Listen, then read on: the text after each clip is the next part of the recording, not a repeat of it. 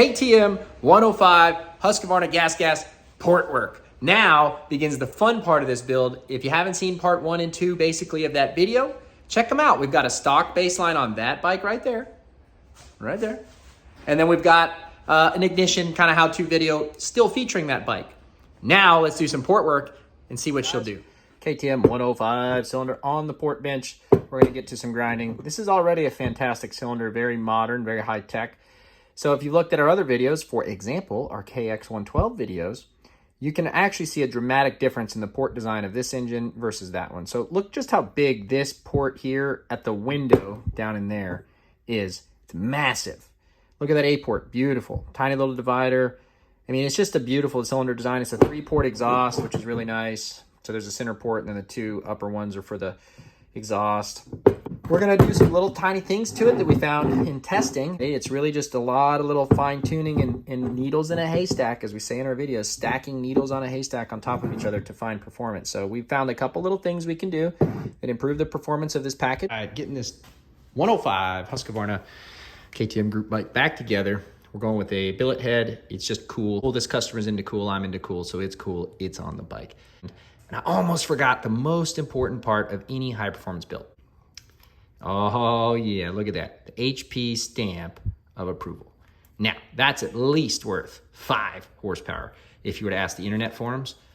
Now, maybe our sticker would be minus 5 horsepower, but there are stickers out there that people swear add at least 5 to 10 horsepower to their bike. So, in my opinion, that's at least worth 5 horsepower. All right, day 8,000 of Mini back on this bike. It's on the dyno again. So now we are ready to make some horsepower. See how many HPs and RPMs we can get out of it. Have to retune that CDI box more than likely to match all those changes. Leave a comment if you think we'll make it better or not. Porting, let's get her on the dyno. Weather has changed a lot today. We'll show you that coming up. So we're gonna have to fine tune the jet. Let's see what she does with the port job, and then we'll get fine tuning on the ignition to match that port job. Kind of the whole purpose of this video series to show you that everything's a package. See what she does on the dyno.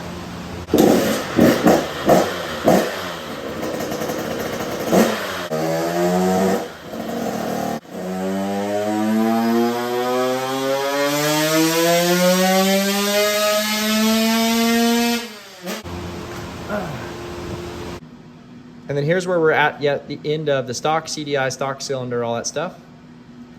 Okay, so that's pre-port work. And you saw what the ECU did a little bit better, but not a lot. We got to about 24 horse. So we've lost a lot of bottom, to be expected when you do some pretty big port work. We'll work on that with the power valve a little bit and the ignition. Now that we've got a lot different port arrangement, things will change on the ignition needs. We've gained a ton of over rev in RPM.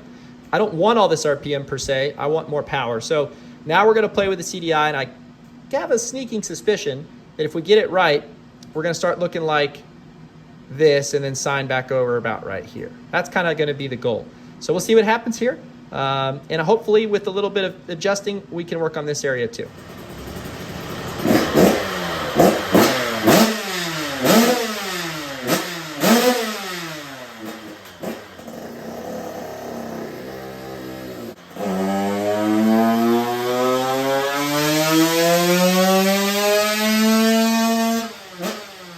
Okay, got the plug pulled out. Do a quick plug read. Make sure that we're with that jet change not on too lean of a side. The camera's not going to pick this up.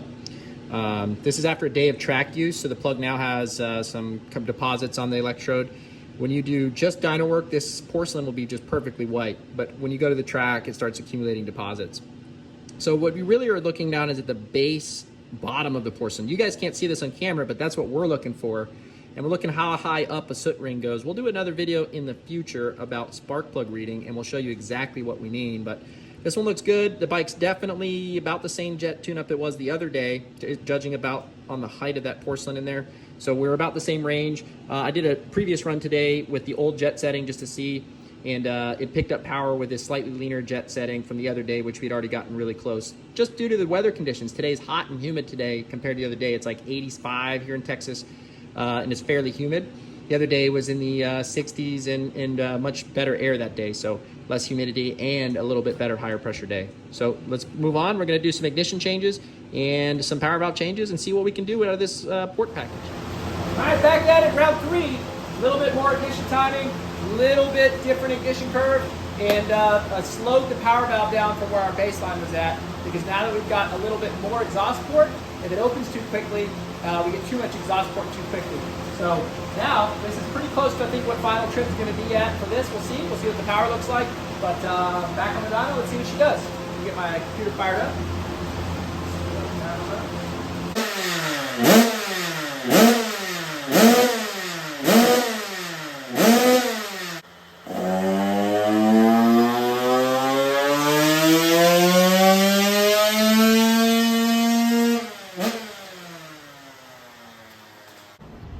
All right, dyno run done and dusted. It's hot today, man. It's 90 degrees, freaking February. So that was that last pull, 2750, kind of signed over here, oddly. I didn't have that earlier. Here's the stock motor that we left off on in our other video. So we've lost a little bit of bottom through this port work. It has to do with the sub exhaust ports. The side exhaust ports do not have power valves on the 105 versus the 85. And we have modified those pretty significantly, and as a byproduct, we've given up some power down here. If I were to go in with a slightly higher compression head, I could probably get it back. But this is a motocross bike, and kids do not ride down here. If it's a trail bike or an enduro bike and the kid's slower, this would be very important. But because it's a motocross bike, this is not as critical. Let's see what those 3 pulls did. All right, so there's all 3 of them. We got a weird hip on 2 of the runs there. I need to go through the all my runs. I haven't seen that before today, so that's very odd. Let's see what's up with that. Yeah, so we got a weird pickup. So I'm gonna go through here and look at the timing curve and see if we need to make another change. But on that pull, we saw almost 28 horse. And what do you know? As the bike gets hotter, it revs further. If you followed our previous videos, that should make some sense to you. And look at the bottom end on this cold pipe pull, as good as the stock engine. So as the pipe heats up, it works better at higher RPM, and we lose a little bottom. On that first pull, we had as much bottom as the stock bike. And that just has to do with pipe temperature and how everything works. Right here is a super odd deal. So I had not seen that all day today, but we saw it here, obviously. So we have it in the other dyno pull too. Here's the previous pulls that we had that didn't have that at all. So we had a little bit of it, but not as bad. So what I'm gonna do here is at 11.5, I'm gonna play with the timing just a hair. We're gonna see what I can do between 11 and 11.5 and see if we can pick that up. But man, look at this power gain. That's what our port job did. That's just port work, CDI work, which we already had the CDI before. We maximized that. We showed you what you could do there. We had it maximized. Now that we've gone to this mod motor and re-maximized the CDI to match our mods, we're getting crazy power. Look, 28 horse peak on that one versus 23, I can't read it, 2360. So we've picked up 5 horsepower on this bike. And this is a really strong bike. I've had YZ125s that are brand new 2020s, 2021s that aren't running 100%, but I mean, they're all right. So we've already done our baseline runs. Now I've got the software up and I've made some changes to the map. We're gonna go back on the dyno and see what that does.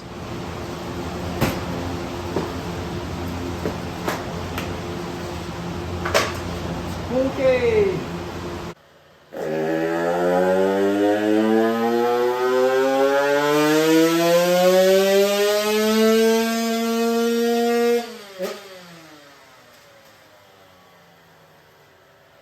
Airbox cover off. You know what this is for? That's for when these motors give me headaches because they don't do what I want them to do. Pretty good. I think I'm gonna go pick up half a degree of timing here at 11,000. See what that does. And so you can see air cover on, off. I don't know, maybe slightly worse here. So yeah, airbox cover, some holes, maybe get you some peak, but it isn't huge. These magazines telling you that these airboxes are stuffed up and that they cost you tons of horsepower. There's no cover. Huge hole, not huge power. These magazine guys are listening to their ears and not their butts. They're not feeling it out. They're just saying, oh, it sounds louder. It's better. Just swapped out this standard 85cc silencer for the big bore version silencer that we've modified that has a smaller insert here so we can put it on the standard 85 pipe. This has a littler outlet and littler, smaller core, and the new one has a bigger core with a larger outlet. You would think that a bigger engine would like that. However, silencers play a critical role in back pressure and how your pipe works. And since the pipe is the primary driver of all the horsepower in your bike, these actually play a critical role in that. The more pressure we have inside the pipe, the more effective the pressure waves in the pipe become. And you can do a little research on your own, and eventually we'll touch base on that in a video as to why that is. But the standing pressure inside the pipe is what all the wave activity is multiplied by or added to. So however much back pressure you have determines how strong the pipe waves work. So we're gonna pull this off, see what happens. This is gonna sound way better to us, to our ear here. Probably hard to hear on camera, but that's just louder. And that's one thing you have to remember in this industry is just what sounds good may not actually be good. And it's a conundrum, right? What sounds crisp and loud and barky, sometimes it's slower. So let's see what this does.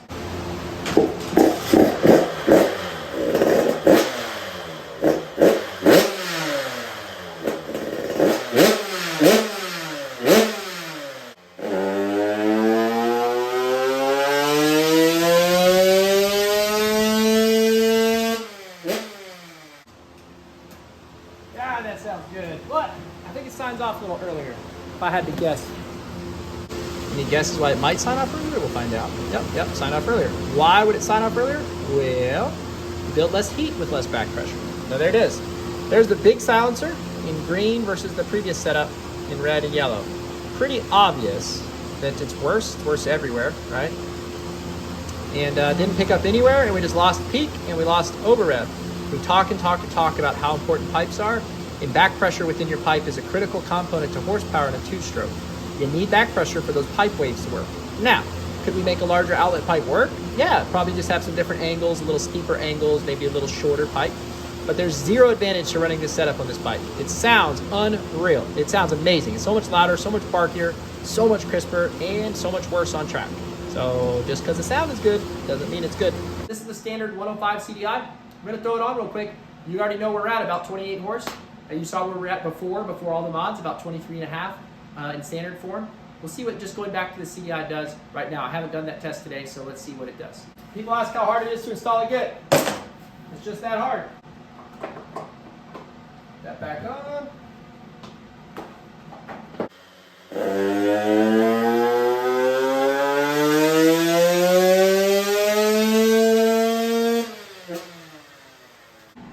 All right, OEM CDI, making a graph, downloaded it, and boom, OEM in green.